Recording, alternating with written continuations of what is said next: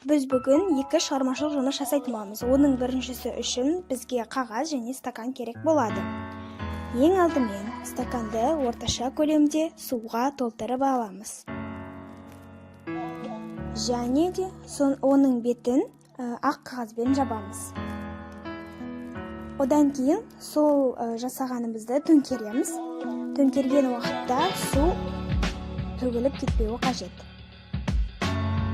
Екінші тәжірибеміз үшін бізге стакан, бос стакан, су қойылған стакан, тарелка, майшам жағылған және тиын керек болады. Біз ең алдымен тарелкамызды сумен толтырамыз.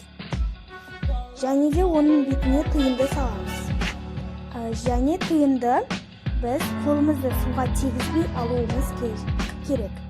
Ол үшін ең алдымен біз майшамды судың бетіне қоямыз, яғни тарелканың үстіне қоямыз да құрғақ стаканымызбен оның бетін жабамыз.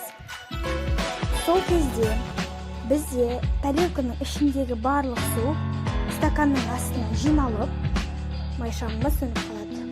Сол арқылы біз аламыз.